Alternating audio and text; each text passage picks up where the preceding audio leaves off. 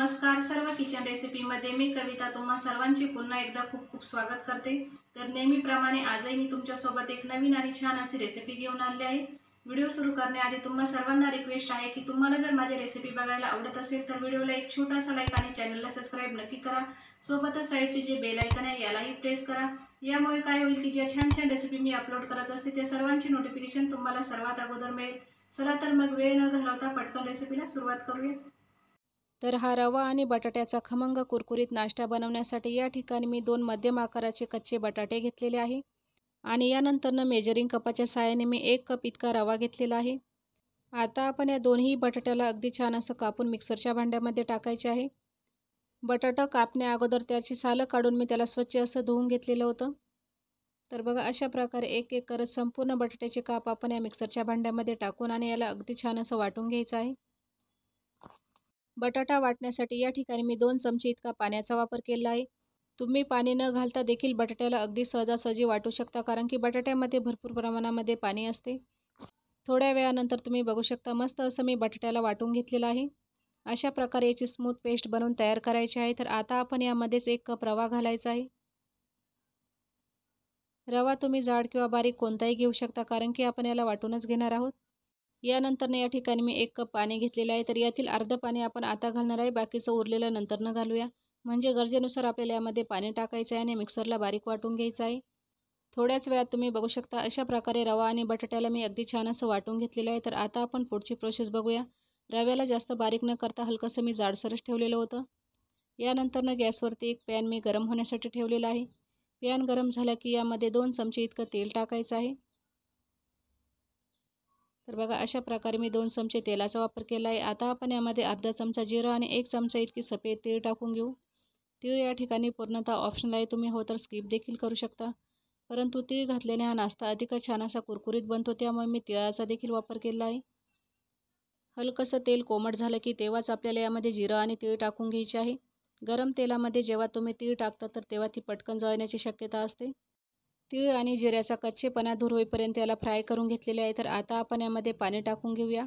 तर उरलेले अर्धा कप पाणी मी यामध्ये टाकून घेतलेले आहे, कारण की अगोदरही आपण वाटताना अर्धा कप पाण्याचा वापर केला होता आणि पुन्हा यामध्ये मी अर्धा कप, तर असं टोटल 1 कप पाण्याचा वापर केला आहे। नाश्ता अधिकच चटपटीत व्हावा याकरता 1 चमचा इतकी कुटलेली लाल मिर्च पावडर, पाऊण चमचा चाट मसाला आणि 1 चमचा यामध्ये मी मीठ घातलेला आहे। चाट मसाल्याच्या ऐवजी तुम्ही लिंबाचा रस किंवा आमचूर पावडर देखील यामध्ये घालू शकता। संपूर्ण मसाल्यांना अगदी छान असं मिक्स करून घ्यायचं आहे आणि यानंतर ताबडतोब आपण यामध्ये वाटलेला संपूर्ण बटाटा आणि रव्याचे मिश्रण घालून घ्यायचे आहे। संपूर्ण रव्याचे मिश्रण टाकून झाले की शेवटी यामध्ये आपण थोडीशी बारीक चिरलेली कोथिंबीर टाकून घेऊया। मिक्स करून घेऊ रवा आणि बटाट्याला अगदी छानपणे। जेव्हा आपण गरम पाण्यामध्ये बटाटा किंवा रवा घालतो तर त्याची शिजण्याची प्रोसेस ही पटकन होत असते आणि जवळपास यामध्ये गाठी वगैरे होण्यासही ताबडतोब सुरुवात होते। यामुळे सतत हलवत साधारणतः 3 ते 4 मिनिटांपर्यंत याला व्यवस्थित असं शिजवून घ्यायचं आहे।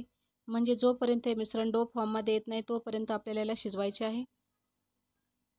जवळपास 2 ते 3 मिनिटं झाले आहेत आणि बघा हे मिश्रण हळूहळू डो फॉर्ममध्ये येण्यास सुरुवात झाली आहे। तर आता आपल्याला अशा प्रकारे चमच्याच्या सहाय्याने प्रेस करत राहायचं आहे, जेणेकरून यामध्ये काही गाठी वगैरे असतील तर त्या निघून जातील। पॅनला वगैरे जराही तुम्हाला चिटकताना अजिबात दिसणार नाही आणि महत्त्वाची गोष्ट म्हणजे अशा प्रकारे हा बटाटा आणि रव्याचे मिश्रण शिजवून घेतले की नाश्ता अजिबात तेलकट होत नाही, मस्त असा छान कुरकुरीत तयार होतो। लहान मुलांना मधल्या वेळेत काहीतरी चटपटीत आणि कुरकुरीत पदार्थ खायला फार आवडते, तर अशा वेळी फक्त 1 कप रवा आणि बटाट्याचा वापर करून तुम्ही संपूर्ण कुटुंबासाठी हा नाश्ता बनवू शकता। गॅसची फ्लेम बंद केली आहे आणि याला एका प्लेटमध्ये काढून घेतलेले आहे, जेणेकरून हे व्यवस्थितपणे थंड होईल। जवळपास 3 ते 4 मिनिटं झाले आहेत आणि बघा हे रवा आणि बटाट्याचे मिश्रण अगदी छान असे मिक्स झाले आहे। खूप छान असं घट्टसर डो या ठिकाणी तयार झाले आहे। तर आता आपण पुढची प्रोसेस बघूया। यानंतर हा नाश्ता सेट करण्यासाठी या ठिकाणी मी एक चॉपिंग बोर्ड घेतलेला आहे। याला हलकंसं तेल लावून ग्रीस करून घेऊ, जेणेकरून हे मिश्रण यावरती अजिबात चिटकणार नाही। आणि बघा यानंतर अशा प्रकारे संपूर्ण डो यावरती मी एकदाच ठेवून घेतलेले आहे। आता आपण लाटण्याच्या सहाय्याने याला व्यवस्थित असं लाटून घ्यायचं आहे, म्हणजे चौकोन शेपमध्ये आपल्याला याला शेप द्यायचा आहे। सुरुवातीला मी अशा प्रकारे हाताच्या सहाय्याने याला हलकंसं सेट करून घेतलेलं आहे। नंतर आपण लाटण्याला थोडंसं तेल लावून याला लाटून घ्यायचं आहे। हलकं हलकं प्रेस करत त्याला शेप द्यायचा आहे। लक्षात ठेवा नाश्ता जास्त जाडही नाही आणि जास्त पातळही नाही, तर मध्यम स्वरूपामध्ये आपल्याला ठेवायचा आहे। तुम्हाला जर ही प्रोसेस थोडीशी अवघड वाटत असेल तर तुम्ही हवं तर एखाद्या चौकोनी ट्रेमध्ये देखील याला सेट करू शकता। यामुळे तुम्हाला लाटण्याची वगैरे अजिबात गरज पडणार नाही। आणि बघा अशा प्रकारे मी याला व्यवस्थित असं लाटून घेतलेलं आहे. आता आपण चाकूच्या साहाय्याने याच्या बाजूच्या कडा अगदी छान अशा कापून घ्यायच्या आहे, म्हणजे याला मस्त असा शेपही आपल्याला देता येतो. आणि साईडच्या कापून घेतलेल्या डोसा देखील आपण पुन्हा नाश्ता बनवणार आहे, म्हणजे याला वाया वगैरे अजिबात घालायचं नाही. तर बघा अशा प्रकारे मी शेप देऊन घेतलेला आहे. आता आपण या नाश्त्याला साधारणतः 8 ते 10 मिनिटांकरता फ्रीजमध्ये किंवा रूम टेम्परेचरवरती सेट होण्यासाठी ठेवून देऊया. तुम्ही याची जाडी देखील बनवू शकता, अगदी परफेक्ट आहे. साधारणतः 8 ते 10 मिनिटांनंतर तुम्ही बघू शकता नाश्ता या ठिकाणी अगदी छान असा सेट झालेला आहे. तर आता आपण या नाश्त्याला कापून घ्यायचे आहे. तुम्ही हवं तर तुमच्या आवडीनुसार कोणताही शेप या नाश्त्याला देऊ शकता. तर आजच्या या व्हिडिओमध्ये मी त्रिकोण शेपमध्ये हा नाश्ता कापत आहे. तुम्ही हवं तर स्टिकचा शेप देऊ शकता, हवं तर चौकोन शेपमध्ये देखील याला कापू शकता. तर बघा अशा प्रकारे मी सुरुवातीला 3 बॉक्स बनवून तयार केले आहे. अशा प्रकारे हा रवा आणि बटाट्याचा नाश्ता तुम्ही शिजवल्यानंतर साधारणतः 8 ते 10 दिवसांकरता फ्रीजमध्ये स्टोअर करून देखील ठेवू शकता, अजिबात खराब होत नाही.